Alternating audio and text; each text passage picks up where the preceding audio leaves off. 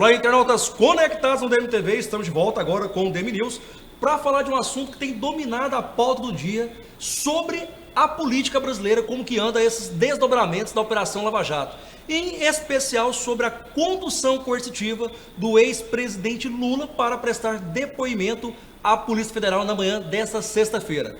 Como todo mundo já sabe, o ex-presidente, na manhã de hoje, foi conduzido pela Polícia Federal, que deflagrou a nova etapa da Operação Lava Jato, cujo foco era o ex-presidente Lula.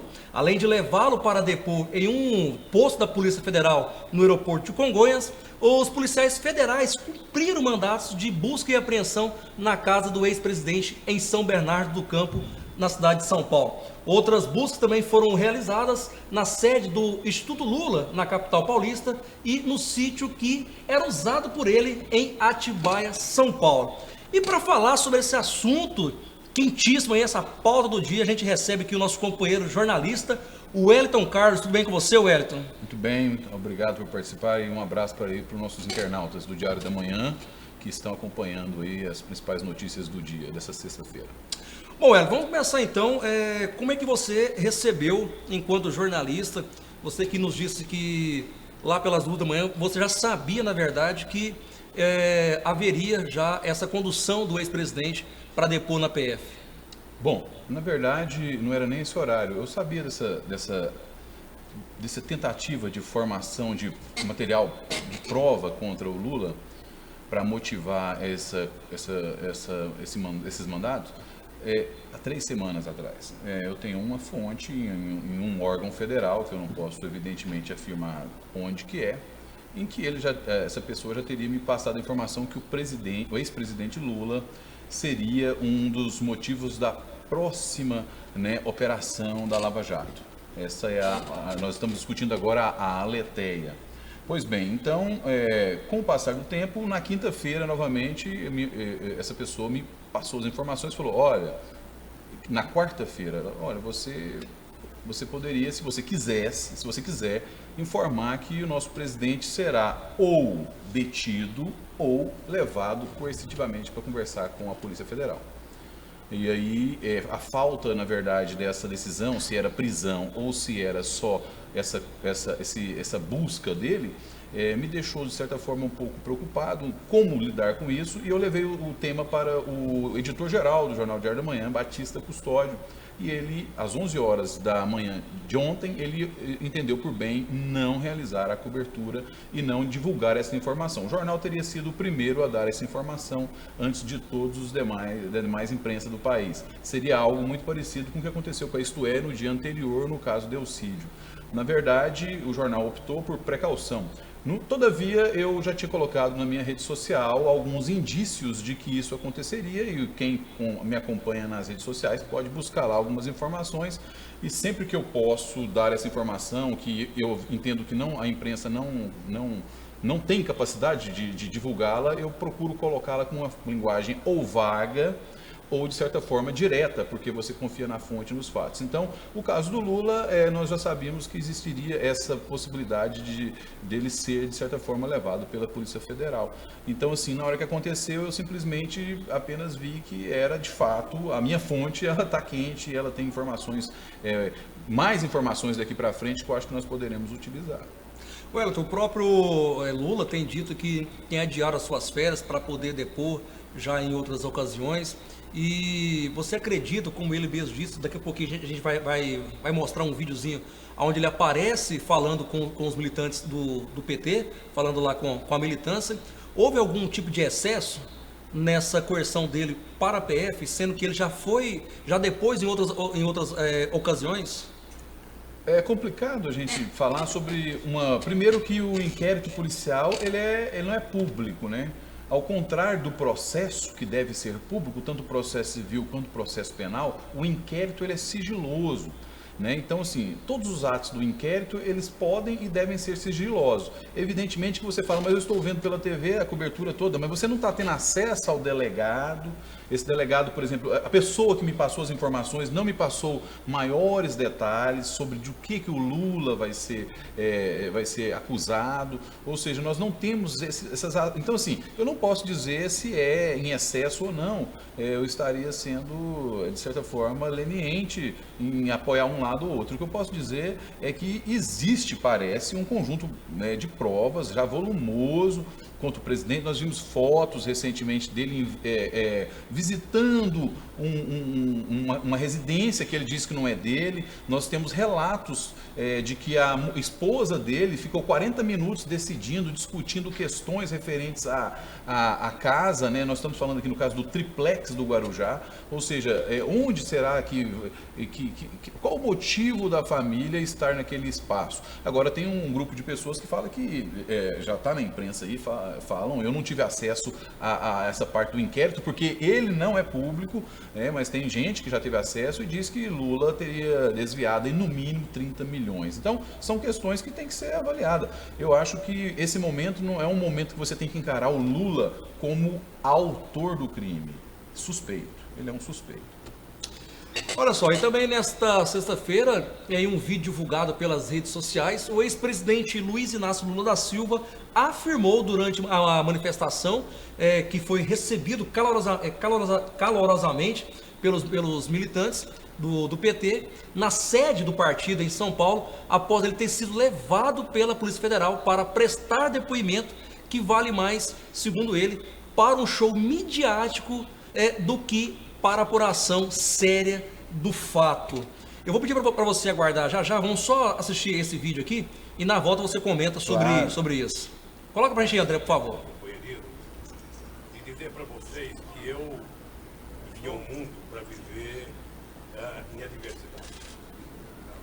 Eu nunca na minha vida tive nada fácil. Foi tudo muito difícil.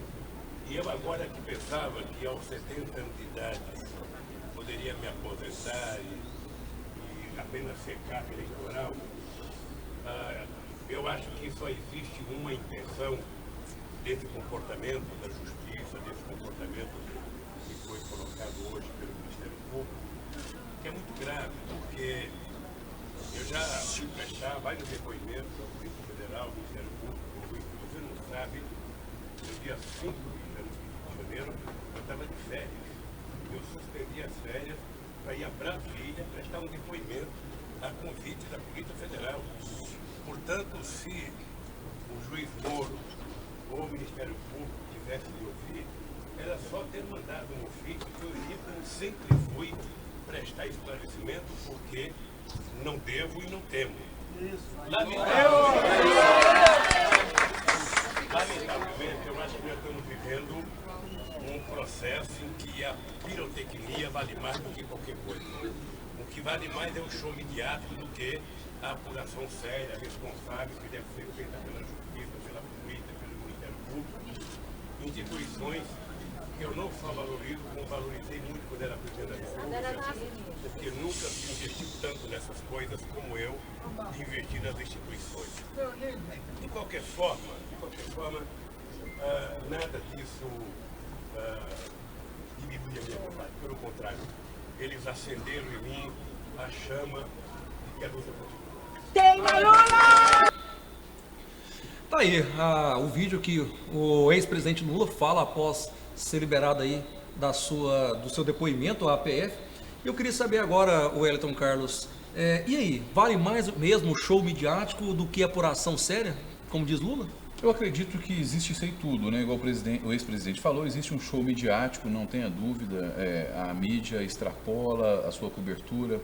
Eu entendo a dificuldade da polícia realizar a sua operação em sigilo, igual eu falei, o inquérito deveria ser sigiloso, mas é impossível você andar com seus carros pretos e chegar na casa das pessoas sem que alguém grave, ou seja, a imprensa ela é como as redes sociais, elas estão aí para divulgarem os fatos que acontecem.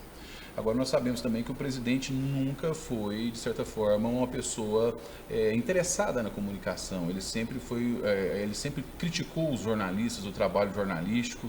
O Lula nunca, de certa forma, apesar de a própria imprensa ter construído sua imagem, ele tem muita mágoa, como vários outros políticos. Nós temos políticos em Goiás que têm mágoa contra a imprensa. Nós temos, na verdade, uma onda no Brasil de rejeição ao jornalismo, porque as pessoas ficam com ódio mortal quando você mostra, de certa forma, algumas realidades que deveriam ser encobertas. Nós vivemos hoje um mundo da destradicionalização das práticas, seja sociais, políticas, religiosas, econômicas, né? Isso aí são estudados pelos grandes sociólogos do mundo, o Bauman, esses autores pensam exatamente isso, ou seja, antigamente era tudo escondido. Né, o Pitts, tudo era escondido. Hoje nada mais é escondido. Então, sempre você vai deixar marcas. Então, o presidente ou quem quer que seja acaba ficando com raiva quando é exposto, né?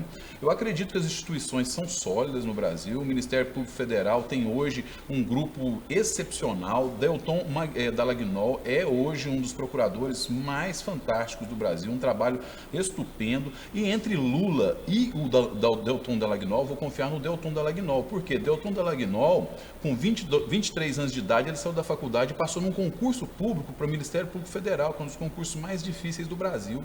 Com 25 anos de idade, Delton Dallagnol foi para Harvard fazer o seu mestrado. Ou seja, esse cidadão ele estuda a corrupção há muito mais tempo do que qualquer outro grande teórico, estudioso do Brasil. Então, as pessoas que estão por trás da prisão do Lula não são como os políticos que entram nos cargos públicos a convite de partidos, de grupos, não. São pessoas que estão concursadas, que estão ali prontos para investigarem outros partidos políticos, têm investigado, inclusive, outros partidos políticos, os aliados do PT, PMDB, bem como o PSDB. Se você ver, basicamente, tem alguns políticos do PSDB que foram condenados, vide o Mensalão Mineiro, né, foi condenado recentemente. Ou seja, agora você tem que ter um grupo de provas para iniciar essas investigações. O Lula tem deixado, no mínimo, muitas provas, né? Então, afinal de contas, se o sítio não é dele, por que um pedalinho com o nome dos netos dele está lá? Uma homenagem, será? Pode ser. Se o sítio não é dele, por que ele foi lá mais de 125 vezes, conforme apenas uma apuração? Mas se ele tem uma amiga dono do sítio, ele não pode ir no sítio? Mas não tem o mesmo tanto dos donos indo lá. Ou seja, a quantidade do Lula indo é maior do que os dos donos. Sim, mas nós sabemos que, por exemplo, quem tem um apartamento em Caldas Novas, donos que são ricaços aí, que não frequentam com certeza diariamente. Mas e qual o dinheiro que sustentou a construção desse sítio? A lei fala o seguinte, qual que a lei diz sobre a questão da lavagem de dinheiro e de corrupção? Que um político, um homem público, um gestor público, não pode usufruir de benefícios advindos de alguém que contrata com o Estado. Se a Odebrecht contratou com o Estado, se a OAS contratou com o Estado e ela estava mantendo aquele sítio ou mantendo o triplex para que não seja o Lula dono, o Lula não precisa ser dono. Essa teoria no direito, ela caiu já tem quase 20 anos. Nós temos outras teorias modernas, como a disregard doctrine, ou seja, a pessoa, ela coloca a empresa laranja no nome de outra pessoa, isso é a coisa mais normal do mundo. Então, o direito já se vacinou contra essas ações. Engano do presidente. Se essas ações que ele talvez supostamente fez, ou seja, não colocar no nome dele, se ele achou que ele conseguiria afastar o direito. Não se afasta o direito. Como ele talvez se enganou ao pedir um habeas corpus para São Paulo, pensando que o habeas corpus valeria para Curitiba. Então, o presidente ele tem que buscar pessoas mais informadas do mundo do direito para que faça a defesa dele. Pelo que se vê, ele tem atraído para ele medalhões do direito que não estudam direito. Eu garanto para você que ninguém sabia quem era o nosso procurador que eu acabei de dizer. Pois bem, ele é mestre em Harvard. Quem desses caras que estão com Lula tem esse gabarito, essa qualidade no mundo jurídico e essa perspicácia? Então, vai ser uma disputa de inteligência. Se o Lula continuar com as múmias do direito, ele vai perder. Ele vai conseguir só o quê? Ele vai conseguir manter seu nome. Que existe um capital político muito grande, você viu aí as pessoas apoiando ele. Eu desconfio. Eu acho que quando o seu salário está em jogo, né, você apoia até o capeta. Então, muitas pessoas que estavam ali, será que elas não trabalham ali nas prefeituras que são petistas, né? E foram enviadas ali exatamente pelos partidários de Lula? O que eu vejo mais é uma grande manifestação no Brasil de satisfação, porque a ideia era que o Brasil não cumpria a lei. Então a lei começou a ser cumprida. Não acredito na lei, eu acredito que a lei sempre é feita pelos poderosos para punir os mais fracos, mas às vezes ela, de certa forma, foge do controle. Olha só, que tem muitos vídeos também rolando pelas redes sociais, pela internet, que é sobre a reação das pessoas pelo Brasil e também daqueles que acompanharam também essa condução do ex-presidente Lula até a PF. Coloca aí, por favor, André, na rede aí pra gente, os vídeos da população manifestando. O povo acordou! O povo acordou!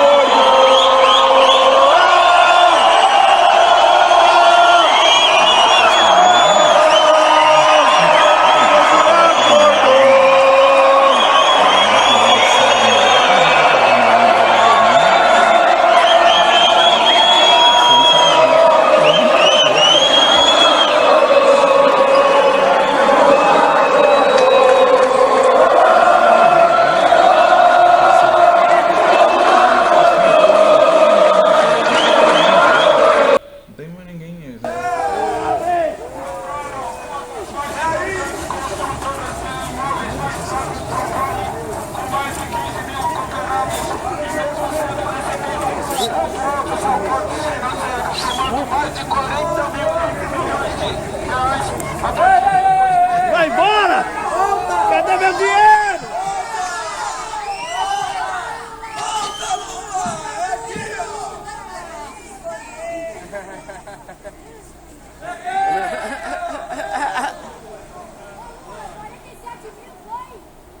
Lula cachaceiro, devolve meu dinheiro! Lula cachaceiro, devolve meu dinheiro!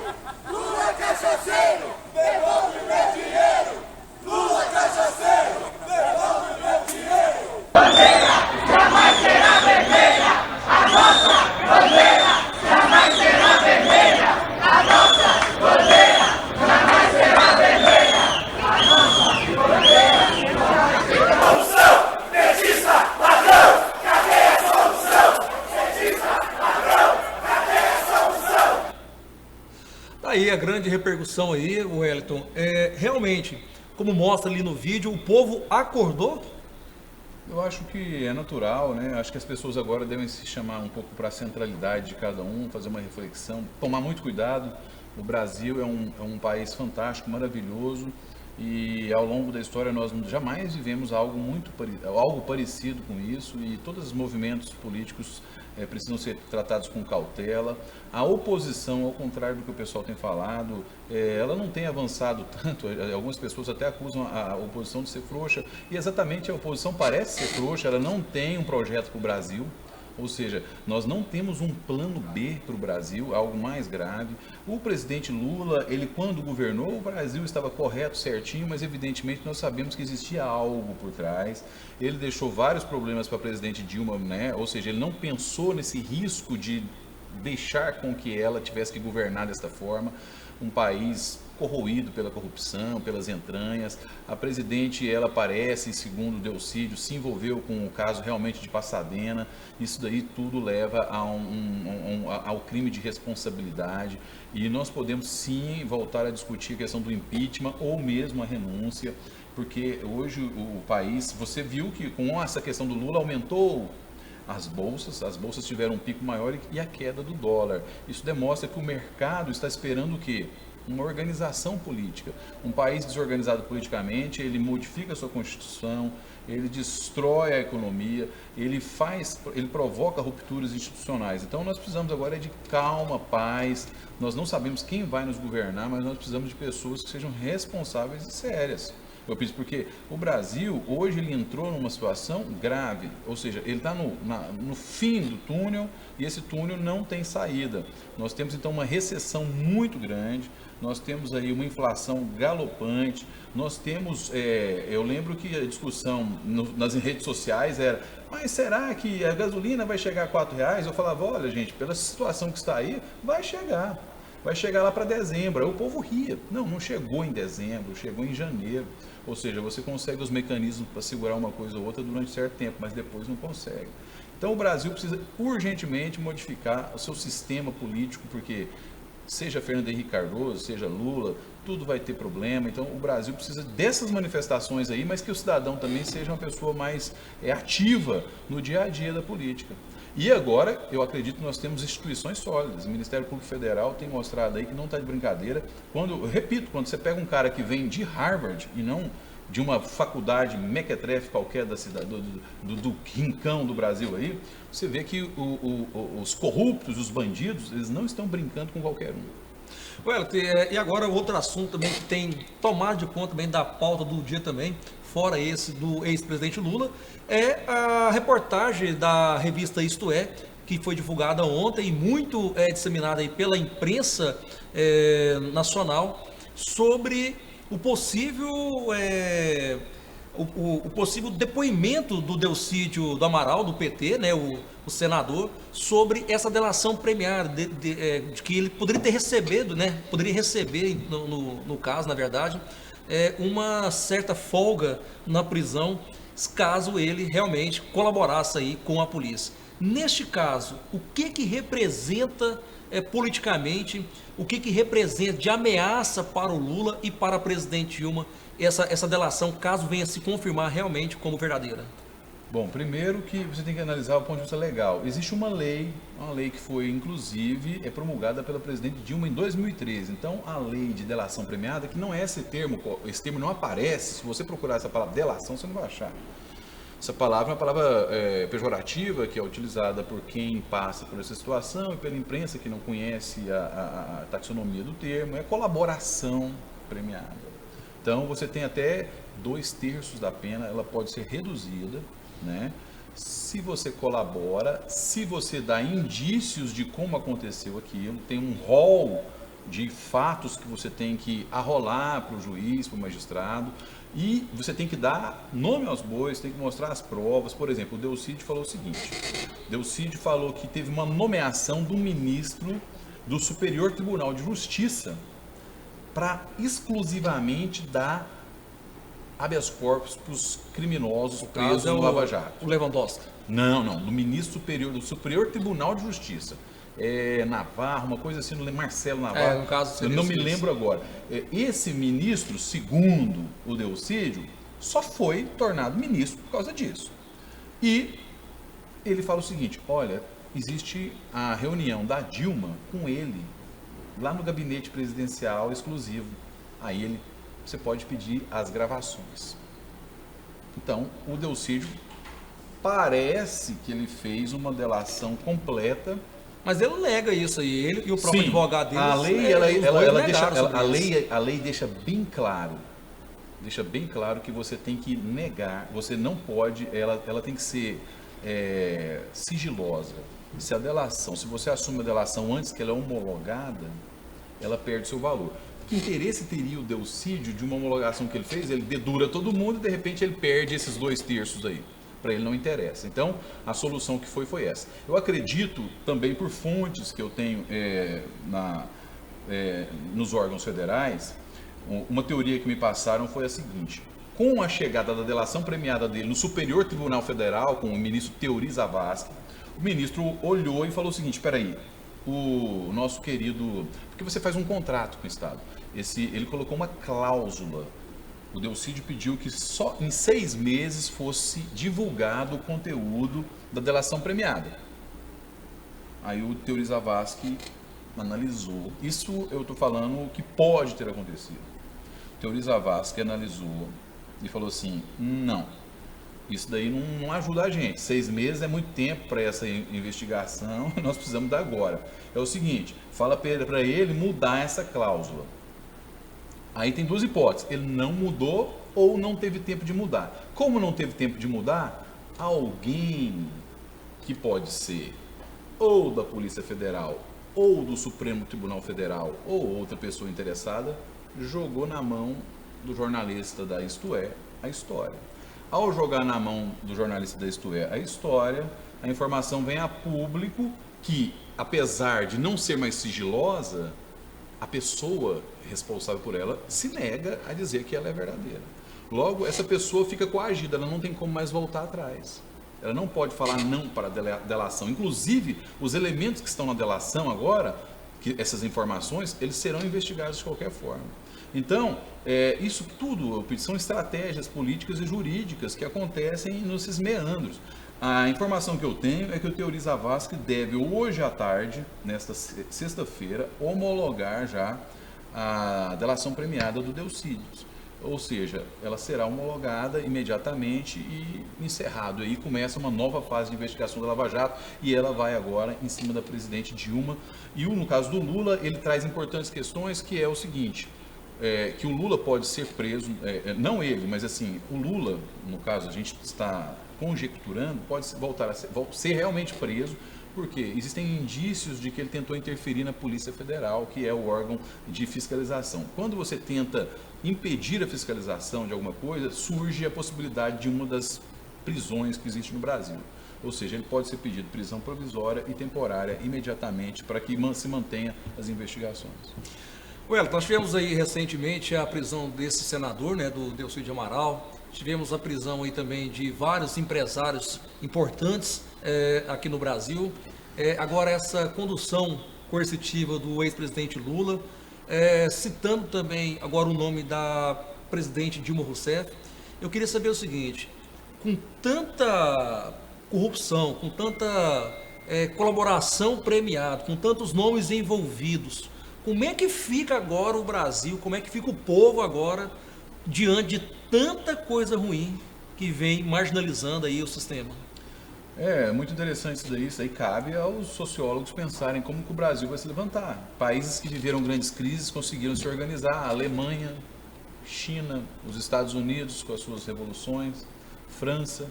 O Brasil nunca teve grandes rupturas, se você for observar. Essa aí também, eu acredito que não será uma grande ruptura, faz parte do estilo brasileiro de viver uma espécie de cordialidade que é questionada, mas de certa forma, se nós não fôssemos tão cordiais, nós não teríamos, por exemplo, lá no Senado, Lindenberg Faria e Collor de Mello juntos. Quer dizer, há 20 anos atrás, na época do Cara Pintada, há 25 anos atrás, sei lá, foi em 90, né? 93, nós tínhamos quem? Era Lindenberg pedindo o Collor para sair, ou seja, o PT derrubando o Collor. E hoje o Collor de Mello é aliado da Dilma, é o grande aliado do Lula.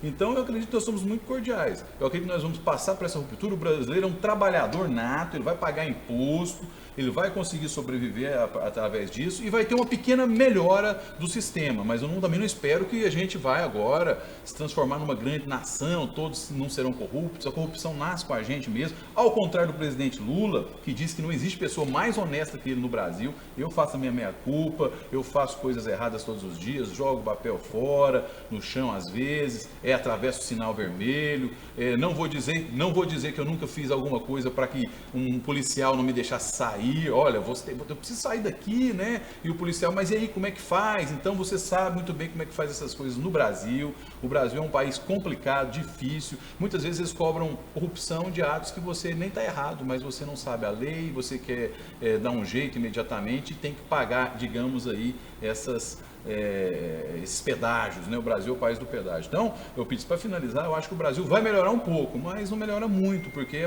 faz parte do brasileiro. Mas ao contrário do que o presidente Lula disse, ele disse que ele é a pessoa mais honesta do Brasil. O Lula que disse isso, não fui eu.